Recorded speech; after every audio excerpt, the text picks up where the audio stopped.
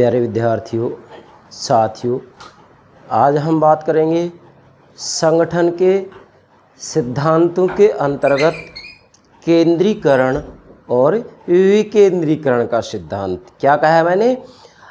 संगठन के सिद्धांतों में केंद्रीकरण और विकेंद्रीकरण के सिद्धांतों की बात करेंगे। प्राणों से प्यारे विद्यार्थियों, वास्तविक रूप में सरकार के सामने मुख्य समस्या यही रहती है, चाहे कोई भी देश क्यों ना हो। क्या समस्या रहती है सरकार के सामने? कि संगठन के अंतर्गत निर्णय के केंद्र कम से कम हो या निर्णय के केंद्र अधिक से अधिक हो। यदि किसी भी संगठन में या किसी भी देश की राज्य व्यवस्था में निर्णय के केंद्र कम से कम है तो इसे केंद्रीकरण कहा जाता है। और यदि किसी भी संगठन में, किसी भी राज्य व्यवस्था में निर्णय के अनेकों केंद्र होते हैं, निर्णय के अनेकों स्तर होते हैं, तो इसे विकेंद्रीकरण कहते हैं। सीधा सा भावार्थ है कि जब शक्ति और प्रभुत्व एक ही स्थान पर निहित हो या कम से कम स्थानों पर निहित हो तो इसे केंद्रीकरण कहा जाता है। और जब शक्ति और प्रभुत्व अनेक केंद्रों पर, अनेकों स्तरों पर विभाजित हो तो इसे विकेंद्रीकरण कहा जाता है। मतलब शक्ति और प्रभुत्व के जब अनेकों केंद्र हों तो इसे विकेंद्रीकरण की संज्ञा दी जाती है। जैसे कि फ्रांस के अंतर्गत आप फ्रांस की राज्य व्यवस्था का अध्ययन करेंगे तो वहाँ वास्तविक रूप में शक्ति और प्रभुत्व के अनेकों केंद्र या स्तर नहीं है, बल्कि एक ही स्तर है, एक ही केंद्र है। इसलिए फ्रांस की व्यवस्था को केंद्रीकृत व्यवस्था कहा जाता है। जबकि भारत के अंतर्गत निर्णय के अनेकों केंद्र हैं, निर्णय के अनेकों स्तर हैं। जैसे सबसे पहली बात तो भारत में संघात्मक शासन प्रणाली को अपनाया गया है, फेडरल सिस्टम है। और संघात्मक शासन प्रणाली है तो निश्चित रूप में संविधान के द्वारा शक्तियों को विभाजित कर दिया गया है। किसके मध्य? केंद्र और राज्यों के मध्य, केंद्र और राज्यों के मध्य शक्ति का बंटवारा कर दिया गया है। और इसके बाद में भारत में पंचायती राज व्यवस्था की भी स्थापना की गई है। तो जो पंचायती राज व्यवस्था की स्थापना की गई है, इससे स्पष्ट हो रहा है कि भारत में वास्तविक रूप में निर्णय और प्रभुत्व के अनेक स्तर हैं, अनेक केंद्र हैं। इसलिए भारत में विकेंद्रीकृत व्यवस्था को अपनाया गया है। तो आज का जो हमारा लेक्चर होगा बहुत ही महत्वपूर्ण है। किसके लिए? लोक प्रशासन के विद्यार्थियों के लिए, राजनीति विज्ञान के विद्यार्थियों के लिए, कि केंद्रीकरण और विकेंद्रीकरण से आप क्या समझते हैं। यस प्राणों से प्यारे विद्यार्थियों, प्रतिदिन जो मैं एक लेक्चर मेरे YouTube चैनल पर अपलोड करता हूं, उसकी जानकारी, सूचना आपको प्राप्त हो सके, इसके लिए हमारे YouTube चैनल को सब्सक्राइब अवश्य कीजिएगा। आशा करता हूं आपने सब्सक्राइब कर दिया होगा। Thank you very much, thank you very much. प्राणों से प्यारे विद्यार्थियों, जिन विद्यार्थियों को मेरे चैनल की जानकारी है उनका परम दायित्व है, कर्तव्य है कि जिन विद्यार्थियों को हमारे चैनल की जानकारी नहीं है, भाई उनको भी हमारे चैनल से अवगत कराएं, अर्थात हमारी वीडियो उनके पास भी शेयर अवश्य कीजिएगा। मैंने अभी तक देखा कि जितने विद्यार्थी मेरे चैनल से जुड़े हुए हैं, मेरे लेक्चर देखते हैं, भाई उनमें से मैं ये कहूँगा कि 2% विद्यार्थियों ने भी हमारे चैनल को सब्सक्राइब नहीं किया है। आज मुझे ये बात विवश होकर कहना पड़ा है। हाँ, ये बात सत्य है कि आप हमारे लेक्चर को समझते हैं, देखते हैं, लेकिन प्राणों से प्यारे विद्यार्थियों, जिस प्रकार से मैं आपको एनर्जी देता हूँ, ऊर्जा देता हूँ, किसकी ऊर्जा? विवेक की ऊर्जा, बुद्धि की ऊर्जा, ज्ञान की ऊर्जा, इसी प्रकार से आपका भी दायित्व है कि हमें भी एनर्जी दीजिएगा, जिससे कि हम प्रतिदिन अच्छे से अच्छे रूप में लेक्चर तैयार कर कर आपको समझाएं, जिससे कि आपको राजनीति विज्ञान के संदर्भ में कोई भी टॉपिक हो, कोई भी टॉपिक्स हो, आपका किसी भी कक्षा का पाठ्यक्रम हो, किसी भी प्रतियोगिता परीक्षा का पाठ्यक्रम क्यों ना हो, आपको इधर उधर भटकने की कतई आवश्यकता नहीं है। मैं ये पूर्ण विश्वास के साथ कह रहा हूँ। तो यस, केंद्रीकरण और विकेंद्रीकरण, भाई ये बात तो मैंने आपको समझा ही दी है कि सरकार के सामने मुख्य समस्या यही रहती है कि भाई संगठन में केंद्रीकरण हो या विकेंद्रीकरण, मतलब निर्णय के स्तर या केंद्र कम से कम हो या अधिक से अधिक हो। अगर निर्णय के केंद्र कम से कम है तो केंद्रीकरण कहेंगे, और निर्णय के स्तर अधिक से अधिक है, ज़्यादा से ज़्यादा है, तो इसे विकेंद्रीकरण कहेंगे। मतलब केंद्रीकरण में शक्ति और प्रभुत्व एक स्थान पर या कुछ केंद्र में ही निहित होती है, जबकि विकेंद्रीकरण में वास्तविक रूप में शक्ति और प्रभुत्व के अनेक स्तर या केंद्र होते हैं। जैसा कि मैंने यहाँ एक डायग्राम यहाँ बनाया, एक डायग्राम यहाँ बनाया, आप इससे केंद्रीकरण और विकेंद्रीकरण को आसानी से समझ सकते हैं। प्यारे विद्यार्थी ध्यान दें, हम किसकी चर्चा कर रहे हैं? संगठन के सिद्धांतों की चर्चा कर रहे हैं। और संगठन के सिद्धांतों के अंतर्गत आज हम दो बातें ले रहे हैं, एक केंद्रीकरण और दूसरा विकेंद्रीकरण। तो ये केंद्रीकरण का सिद्धांत और विकेंद्रीकरण का सिद्धांत आप ऐसे भी नोट कर सकते हैं। अब ध्यान दीजिएगा, सरकार के सामने मुख्य समस्या ये होती है क्या कि भाई जो संगठन है उस संगठन में केंद्रीकरण को अपनाएं या विकेंद्रीकरण को। मैंने यहाँ लिखा मतलब समस्याएं, अर्थात सरकार के सामने मूल समस्या ये होती है कि संगठन में, फिर से बोल रहा हूं, सरकार के सामने, सभी देशों की राज्य व्यवस्थाओं के सामने, पॉलिटिकल सिस्टम्स के सामने मुख्य समस्या ये रहती है, ये समय का मतलब समस्याएं, मुख्य समस्या ये रहती है कि संगठन में केंद्रीकरण हो या विकेंद्रीकरण। अब केंद्रीकरण और विकेंद्रीकरण का जो सार है, दोनों ही अवधारणाओं का, दोनों ही सिद्धांतों का जो सार है वो ये है कि निर्णय की शक्ति का वितरण किस प्रकार से किया जाए। जब निर्णय की शक्ति के केंद्र या स्तर कम से कम होते हैं तो उसे केंद्रीकरण कहा जाता है, और जब निर्णय की शक्ति के अनेकों केंद्र होते हैं, अनेकों स्तर होते हैं, तो उसे विकेंद्रीकरण की संज्ञा दी जाती है। बिल्कुल सामान्य सा भावार्थ है, बाकी आगे सारी बातें स्पष्ट हो जाएंगी। यस, अब हम नंबर 1 बात लेते हैं। क्या प्यारे विद्यार्थियों समझना है? आर्थिक नियोजन, इकोनॉमिक प्लानिंग। आर्थिक नियोजन, प्रतिरक्षा, देश की रक्षा, प्रतिरक्षा एवं राष्ट्रीय एकीकरण के लिए केंद्रीकरण अनिवार्य है। प्यारे विद्यार्थियों बहुत महत्वपूर्ण बात है। देखो, वास्तव में जब आर्थिक नियोजन की बात आती है, कोई भी देश हो, चाहे किसी भी देश की राज्य व्यवस्था की बात करें, हम किसी भी संगठन की बात करें, जब आर्थिक नियोजन चाहिए, प्रतिरक्षा एवं राष्ट्रीय एकीकरण, की राष्ट्र में एकीकरण हो, राष्ट्रीय एकता स्थापित हो, तो आर्थिक नियोजन, प्रतिरक्षा एवं राष्ट्रीय एकीकरण के लिए केंद्रीकरण अनिवार्य है। मतलब यदि हमें आर्थिक नियोजन, प्रतिरक्षा एवं राष्ट्रीय एकीकरण चाहिए तो इसके लिए केंद्रीकरण अनिवार्य है। अर्थात केंद्रीकरण के अंतर्गत वास्तविक रूप में निर्णय की शक्ति के कम से कम केंद्र होते हैं, अनेक केंद्र नहीं होते हैं, अनेक स्तर नहीं होते। मतलब कम से कम केंद्र या स्तरों जहां पर कि निर्णय लिया जाए। निर्णय के अनोखे केंद्र नहीं होने चाहिए, निर्णय के केंद्र कम से कम होना चाहिए। या मैं दूसरे शब्दों में कहूंगा तो वास्तविक रूप में यहां शक्ति और प्रभुत्व एक ही स्थान पर, एक ही केंद्र में निहित होनी चाहिए। ये ठीक बात है कि अपनी सुविधा के लिए कुछ स्थानीय सरकारों को शक्तियां सुपुर्द कर दी जाती हैं। इसलिए मैंने ये कहा है कि केंद्रीकरण के अंतर्गत वास्तविक रूप में शक्ति और प्रभुत्व के कम से कम स्तर या केंद्र होते हैं, और आर्थिक नियोजन, प्रतिरक्षा एवं राष्ट्रीय एकीकरण के लिए जरूरी है कि वहां पर केंद्रीकरण हो। मतलब शक्ति और प्रभुत्व के अनेक या अधिक केंद्र नहीं हो, बल्कि कम से कम स्तर या केंद्र हो। ठीक है।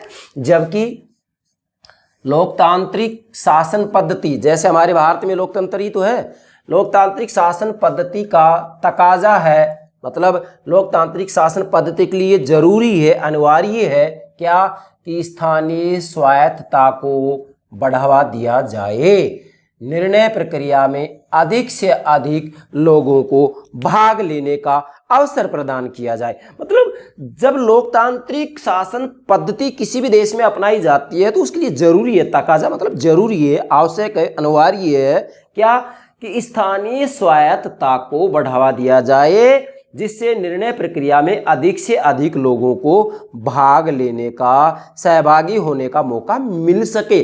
जब अधिक से अधिक लोगों को निर्णय प्रक्रिया में सहभागी होने का, भाग लेने का मौका दिया जाएगा, अवसर दिया जाएगा, तो निश्चित रूप में भाई शक्ति और प्रभुत्व के अनेक केंद्र होंगे, कम केंद्र नहीं होंगे। बल्कि यहाँ प्रयास ये होगा विकेंद्रीकरण के अंतर्गत कि वास्तविक रूप में निर्णय के अनेक केंद्र हो, निर्णय अनेक स्तरों पर लिया जाए, निर्णय अनेक केंद्रों पर लिया जाए। मतलब शक्ति और प्रभुत्व अनेक स्थानों पर, अनेक केंद्रों में, अनेक स्तरों में विभाजित हो, इसे ही विकेंद्रीकरण कहा जाता है। और लोकतांत्रिक शासन पद्धति के अंतर्गत ये जरूरी है कि वहां पर शक्ति और प्रभुत्व को विभाजित कर दिया जाए अनेक स्तरों और केंद्रों में। यस, समझ गए यहां तक? देखो मेरे प्राणों से प्यारे विद्यार्थियों, मैं प्रतिदिन जो लेक्चर अपलोड करता हूं उसको मैं इस रूप में लेता हूं कि मेरे प्राणों से प्यारे विद्यार्थी मुझे समझ पाएं। मैं केवल वाहवाही दिखावे के लिए ये प्रयास नहीं कर रहा हूं, बल्कि मैं मेरे राजनीति विज्ञान के विद्यार्थियों को वाकई गहराई में ले जाकर, अंत स्थल में लेकर जाकर राजनीति विज्ञान को समझाना चाहता हूं। चलिए, अब एक विद्वान है, ये एग्जाम पूछ लिया जाता है कभी कभी, चार्ल्स वर्थ। क्या है? Charles worth. ये क्या कह रहे हैं कि संगठन की अनेक समस्याओं में से एक ये है। देखो, अब संगठन की समस्या मैंने आपको बता दी, संगठन की जो समस्या वो यही होती है कि संगठन में केंद्रीकरण किया जाए या विकेंद्रीकरण किया जाए। मतलब सरकारों के सामने ये समस्या होती है कि संगठन में केंद्रीकरण हो या विकेंद्रीकरण हो, तो उसी की तरफ संकेत है ये। संगठन की अनेक समस्याओं में से एक ये है कि एक और तो प्रशासक की पूर्ण नियंत्रण, एकरूपता एवं निश्चितता स्थापित करने की स्वाभाविक इच्छा, ठीक है, और दूसरी ओर जनता की यह मांग कि सरकारी प्रशासन स्थानीय जन भावना के अनुकूल हो। इनके मध्य सामंजस्य कैसे स्थापित किया जाए। मतलब यहाँ एक तरफ तो केंद्रीकरण की बात हो रही है, दूसरी तरफ विकेंद्रीकरण की बात हो रही है। ये जो पहली बात है कि संगठन की अनेक समस्याओं में से एक ये है कि एक और तो प्रशासक की पूर्ण नियंत्रण, एकरूपता एवं निश्चित स्थापित करने की स्वाभाविक इच्छा हो। क्या? निश्चितता स्थापित करने की स्वाभाविक इच्छा हो। तो ये तो केंद्रीकरण की बात होगी। और दूसरी ओर जनता की ये मांग कि सरकारी प्रशासन स्थानीय जनभावना के अनुकूल हो, ये विकेंद्रीकरण की बात होगी। क्योंकि जब सरकारी प्रशासन स्थानीय जनभावना के अनुकूल होगा तो इसका मतलब ये है कि भाई निर्णय प्रक्रिया में जनता को भाग लेने दिया जाएगा। जनता को भाग लेने दिया जाएगा तो निर्णय के अनेक केंद्र होंगे, शक्ति और प्रभुत्व के अनेक केंद्र होंगे, अनेक केंद्र होंगे तो ये विकेंद्रीकरण होगा। और पहली वाले केंद्रीकरण की होगी। तो इसका मतलब चार्ल्स वर्थ की मुख्य बात है वो यही है कि केंद्रीकरण और विकेंद्रीकरण के मध्य सामंजस्य कैसे स्थापित किया जाए। मूल समस्या है जो संगठन की वो यही है कि केंद्रीकरण और विकेंद्रीकरण के मध्य सामंजस्य कैसे स्थापित किया जाए। और जिस देश की राज्य व्यवस्था के अंतर्गत केंद्रीकरण और विकेंद्रीकरण के मध्य सामंजस्य स्थापित कर लिया जाता है उस देश की राज्य व्यवस्था को हम आदर्श राज्य व्यवस्था कह सकते हैं। ठीक है भाई। अब हम बात करते हैं केंद्रीकरण और विकेंद्रीकरण का अर्थ। वैसे मैंने यहाँ संकेत दे दिया है इसके अर्थ के बारे में, वही बात यहाँ दोहरानी है। अब ध्यान दें, मैंने लिखा है दोनों का। दोनों का मतलब क्या है? देखो मेरे प्यारे विद्यार्थियों, मैं फिर कह रहा हूँ कि मैं आपको वाकई राजनीति विज्ञान समझाना चाहता हूँ। ठीक है, अभी राजनीति विज्ञान का पाठ लोक प्रशासन चल रहा है, लोक प्रशासन के सिद्धांत चल रहे हैं, लेकिन भाई मैं राजनीति विज्ञान आपको गहराई से समझाना चाहता हूँ। तो दोनों का मतलब केंद्रीकरण और विकेंद्रीकरण, दोनों का सार, मतलब केंद्रीकरण और विकेंद्रीकरण का जो सार है, जो निचोड़ है, जो निष्कर्ष है, वह क्या है? निर्णय की शक्ति के वितरण में निहित है। बेटो ध्यान दें, दोनों का सार निर्णय की शक्ति के वितरण में निहित है। मतलब केंद्रीकरण और विकेंद्रीकरण के अर्थ को समझना है तो एक ही बात ध्यान रखनी है कि इनका सार निर्णय की शक्ति के वितरण में निहित है। मतलब निर्णय लेने की जो शक्ति है, वह निर्णय लेने की शक्ति जो है उसके केंद्र, निर्णय के केंद्र यदि कम से कम है, किसी भी संगठन में, किसी भी राज्य व्यवस्था में निर्णय के केंद्र यदि कम से कम है, निर्णय के स्तर कम से कम है, या मैं ये कहूँ कि शक्ति और प्रभुत्व के केंद्र कम से कम है, तो इसे केंद्रीकरण कहा जाता है। जबकि निर्णय के केंद्र अधिक हैं, निर्णय के केंद्र अधिक हैं, निर्णय के केंद्र या स्तर अधिक हैं, या फिर शक्ति और प्रभुत्व के अनेक केंद्र या स्तर हैं, तो उसे विकेंद्रीकरण की संज्ञा दी जाती है। तो सार यही है कि निर्णय की शक्ति के वितरण में निहित है ये बात। मतलब निर्णय की जो शक्ति है वह कम से कम केंद्र में, स्तर में निहित है, या अधिक से अधिक केंद्रों में, स्तरों में विभाजित कर दी गई है। अगर कम से कम स्तरों में केंद्र में है तो केंद्रीकरण है, और अनेकों स्तरों में, अनेकों केंद्रों में शक्ति और प्रभुत्व या निर्णय की शक्ति विभाजित कर दी गई है, बांट दी गई है, तो वह विकेंद्रीकरण है। इसलिए केंद्रीकरण और विकेंद्रीकरण का सार निर्णय की शक्ति के वितरण में निहित है कि निर्णय की जो शक्ति है वह वास्तविक रूप में अनेकों केंद्रों में विभाजित है या कुछ केंद्रों में, कुछ केंद्रों में है तो केंद्रीकरण, अनेकों में है तो उसे विकेंद्रीकरण की संज्ञा दी जाती है। सामान्य सा भावार्थ होगा। बेटो आप समझ गए होंगे यहाँ तक। चलिए अब एक परिभाषा ले लेते हैं। देखो वैसे तो सामान्य अर्थ मैंने यहाँ प्रथम डायग्राम के माध्यम से समझा दिया है कि निर्णय की शक्ति का वितरण। अगर निर्णय की शक्ति के वितरण के अनेक केंद्र हैं तो उसे विकेंद्रीकरण कहते हैं, और निर्णय की शक्ति के कम से कम केंद्र है, कम से कम स्तर है, तो इसे केंद्रीकरण कहा जाता है। तो यही ये बात स्पष्ट हो गई है। चलिए एल डी वाइट परिभाषा दे रहे हैं, सरकार के निम्न तल से उच्च तल की ओर प्रशासकीय सत्ता के स्थानांतरण की प्रक्रिया को केंद्रीकरण कहा जाता है। बेटे ध्यान देंगे, सरकार के निम्न तल से, नीचे से, निम्न तल से उच्च तल की ओर प्रशासकीय सत्ता के स्थानांतरण की प्रक्रिया को केंद्रीकरण कहा जाता है। मतलब इसके अंतर्गत केंद्रीकरण में क्या होता है कि एक प्रकार से यहां आप देखिएगा, ये एक प्रकार से इसको पिरामिड बोल सकते हैं आप, पिरामिड के रूप में बना लेंगे इसको। बेटा ध्यान दें, ये है इसकी स्थिति। मतलब यहाँ सत्ता नीचे से ऊपर की तरफ जाएगी, यहाँ केंद्रित हो जाएगी, तो ये तो केंद्रीकरण हो गया। क्या हो गया? केंद्रीकरण।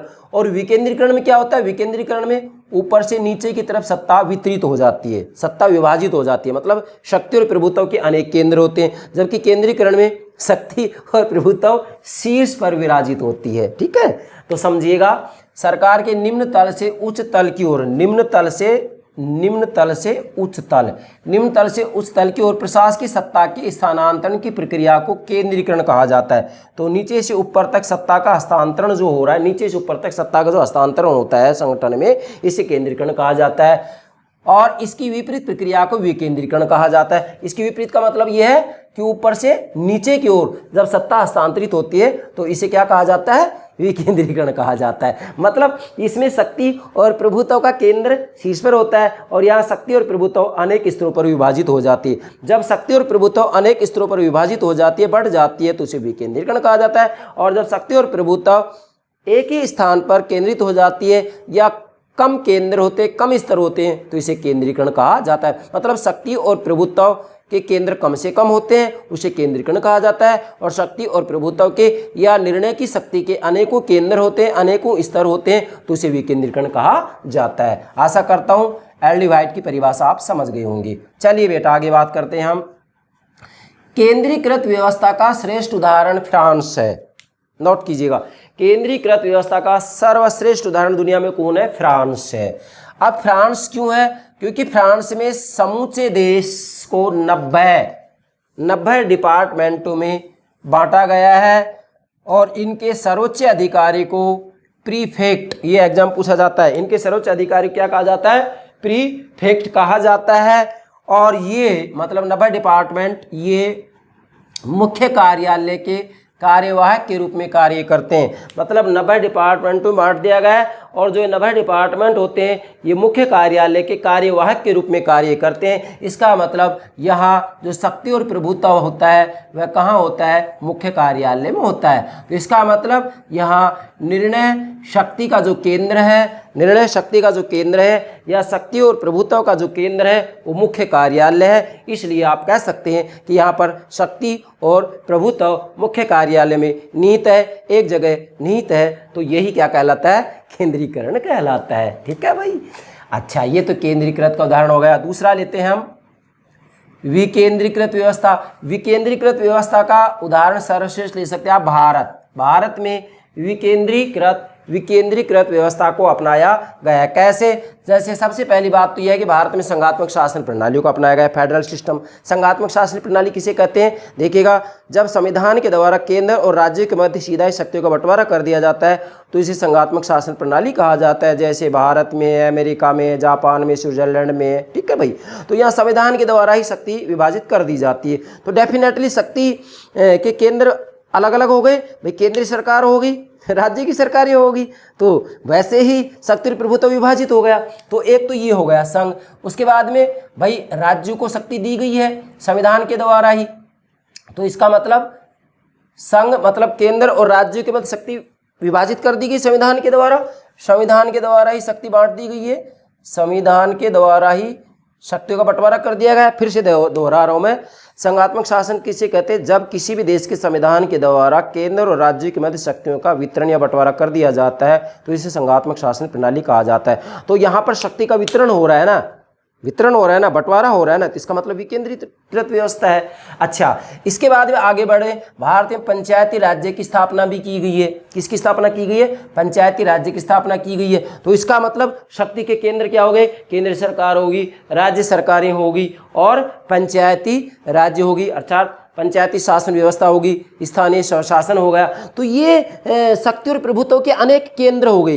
जब शक्ति और प्रभुत्व के अनेक केंद्र होते हैं तो उसे ही विकेंद्रीकृत व्यवस्था कहा जाता है। तो आगे मैंने लिखा है विकेंद्रीकरण की प्रवृत्ति का प्रतीक है, अर्थात वास्तविक रूप में भारत में जो पंचायती राज्य व्यवस्था की स्थापना की गई है वह विकेंद्रीकरण की प्रवृत्ति का ही एक प्रतीक है। आप ये बात देख सकते हैं, हमारे भारत के अंतर्गत केंद्रीय सरकार है, राज्यों की सरकारें, पंचायती राज व्यवस्था है, इसी के साथ में नगर पालिकाओं की व्यवस्था की गई है, महानगरों के अंतर्गत अलग सी व्यवस्थाएं की गई हैं। तो ये एक प्रकार से शक्ति और प्रभुत्व को वितरित किया गया है। जब शक्ति और प्रभुत्व को वितरित किया जाता है, उसके अनेकों स्तर केंद्र होते हैं, तो वो हुई क्या कहलाता है? विकेंद्रीकरण कहलाता है। ठीक है भाई, तो विकेंद्रीकृत व्यवस्था का उदाहरण भारत हो गया, जबकि केंद्रीकृत व्यवस्था का उदाहरण फ्रांस हो गया। नोट करें बेटे।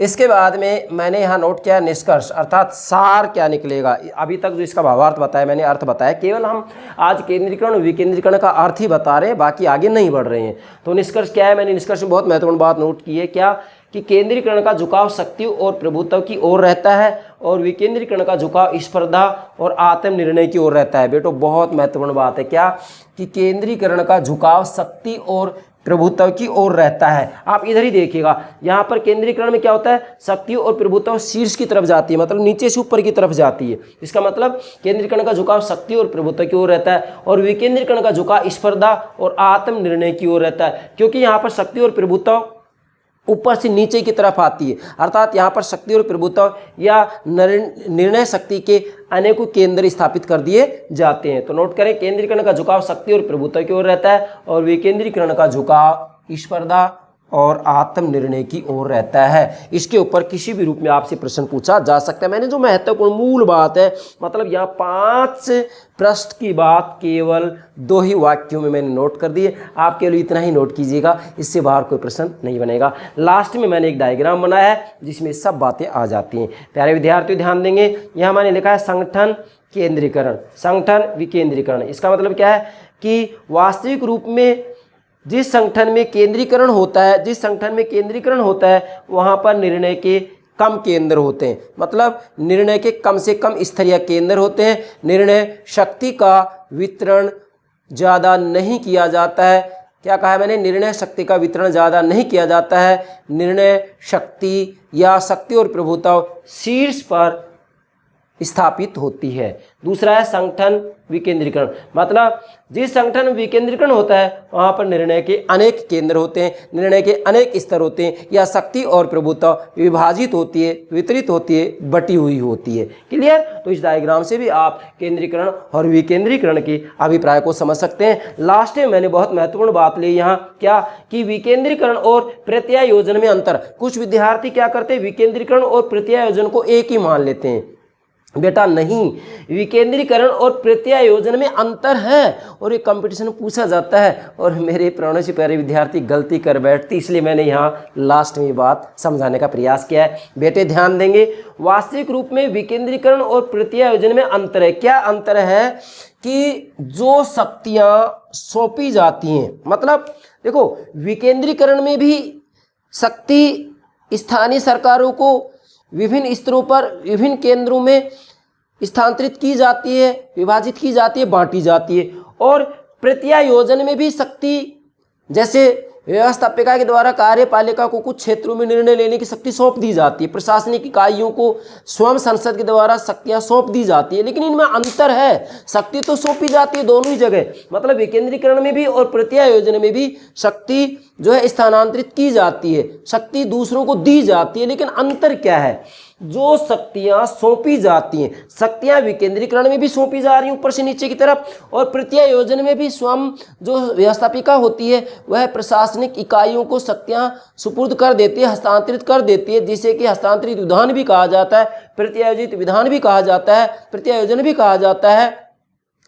तो वास्तव में विकेंद्रीकरण और प्रत्यायोजन में शक्ति तो हस्तांतरित की जाती है, लेकिन अंतर क्या है, जो शक्तियां हस्तांतरित होती हैं सौंपी जाती हैं उसमें अंतर यह है कि जो विकेंद्रीकरण होता है, विकेंद्रीकरण के अंतर्गत जो स्थानीय इकाइयों को, स्थानीय सरकारों को, स्थानीय शासन को जो शक्तियां सौंपी जाती हैं, उन शक्तियों के अंतर्गत जो स्थानीय शासन होता है, स्थानीय स्वशासन होता है, स्थानीय संस्थाएं होती हैं, वो पूर्ण रूप में स्वायत्त होती हैं। मतलब एक बार शक्ति सौंप दी तो उसके बाद में विकेंद्रीकरण के अंतर्गत स्थानीय संस्थाएं, स्थानीय स्वशासन बिल्कुल स्वायत्त रहता है। जबकि प्रत्यायोजन में जो शक्ति सौंपी जाती है, जैसे व्यवस्थापिका के द्वारा कार्यपालिका को कुछ क्षेत्रों में निर्णय लेने की शक्ति सौंप दी जाती है, तो वहां पर प्रत्यायोजन में जो शक्ति सौंपी जाती है, वहां जिनको शक्ति सौंपी जाती है वो स्वायत्त नहीं होते हैं। मतलब यहाँ पर वास्तविक रूप में जो शक्ति सौंपने वाला है, जैसे व्यवस्थापिका कार्यपालिका को, प्रशासनिक इकाइयों को कुछ क्षेत्रों में शक्तियां सौंप देते हैं, तो फिर ये अपने निर्णय को बदल भी सकते हैं। इसलिए प्रत्यायोजन में जो शक्ति सौंपी जाती है उसमें वास्तविक रूप में स्थानीय शासन को स्वायत्तता नहीं होती है, बल्कि ये इसके अधीन होते हैं। और विकेंद्रीकरण में वास्तव में स्थानीय शासन को, स्थानीय स्वशासन को जो शक्ति सौंपी जा रही है वो इसमें पूर्ण रूप में स्वायत्त होते हैं। फिर से बोल रहा हूँ, विकेंद्रीकरण में जो शक्ति सौंपी जाती है इसके अंतर्गत स्थानीय इकाइयां स्वायत्त होंगी, जबकि प्रत्यायोजन में जो शक्ति सौंपी जा रही है उसमें स्थानीय इकाइयां स्वायत्त नहीं होंगी। तो नोट कीजिएगा, विकेंद्रीकरण में स्वायत्त है जबकि प्रत्यायोजन में स्वायत्त नहीं है। ये बहुत ही महत्वपूर्ण बात है। आईएएस की तैयारी कीजिएगा, यूजीसी नेट की तैयारी कीजिएगा, कॉलेज लेक्चर, स्कूल लेक्चर, किसी भी तैयारी कीजिएगा भाई, विकेंद्रीकरण और प्रत्यायोजन में अंतर के संदर्भ में किसी भी रूप प्रश्न पूछा जा सकता है। तो इसकी जो मूल बात है, जो सार है, जो निचोड़ है, जो निष्कर्ष है, वो मैंने आपके सामने नोट कर दिया है। इसके आधार पर आप सभी बातें स्पष्ट कर सकते हैं। तो प्यारे से प्यारे विद्यार्थियों, ये हो गया केंद्रीकरण और विकेंद्रीकरण का अर्थ। मैंने केवल आज इसका अभिप्राय ही समझाया है। इसके बाद में केंद्रीकरण और विकेंद्रीकरण को हम आगे के जो लेक्चर होंगे उनमें व्यापक रूप में आपको समझाएंगे। तो आशा करता हूँ ये सभी बातें आज जो मैंने समझाई हैं समझ में आ गई होंगी। Yes, okay, thank you very much.